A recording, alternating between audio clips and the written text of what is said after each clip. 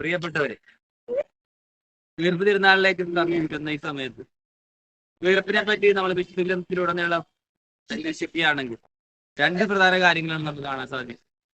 ഒന്നാമതായിട്ട് ശൂന്യമായ കല്ലറയും രണ്ട് അപ്പോസ്തലന്മാരുണ്ടായ മാറ്റം.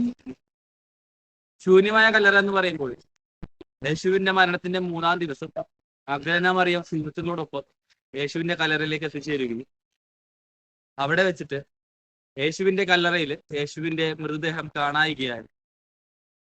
മഗ്ദലേന മറിയം തന്റെ സുഹൃത്തുക്കളോടൊപ്പം പത്രോസിനോടും യോഹന്നാനോടും വിവരം അറിയിക്കുകയും അങ്ങനെ പത്രോസും യോഹന്നാനും അവിടെ എത്തിച്ചേരുകയും ചെയ്തു.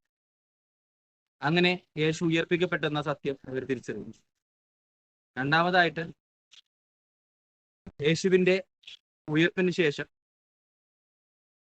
ഈ സത്യം ശിഷ്യന്മാരെ മനസ്സിലാക്കിയിട്ടില്ലെങ്കിൽ പോലും മറിയം ശിഷ്യന്മാരോടൊപ്പം പ്രാർത്ഥിക്കാനായിട്ട് സെഖിയോൻ മാളികയിൽ ഒരുമിച്ച് കൂടുന്ന സമയത്ത് പരിശുദ്ധാത്മാവ് അവരുടെ മധ്യയെ വന്ന് നിറയുകയും അങ്ങനെ അവർ ശക്തി പ്രാപിക്കുകയും ചെയ്യും.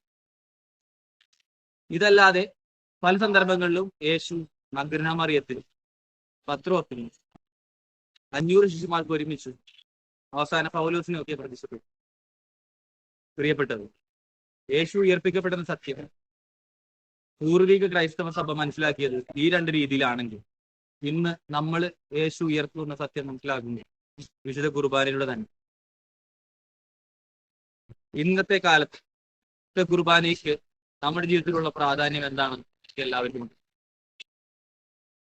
കൂടുതൽ കുർബാനയെ സ്നേഹിക്കാനും കുർബാനയോട് ഒത്തുചേരാനും ഇനിയുള്ള സമയം നമുക്കാകട്ടെ. ദൈവം നമ്മെ അനുഗ്രഹിക്കട്ടെ.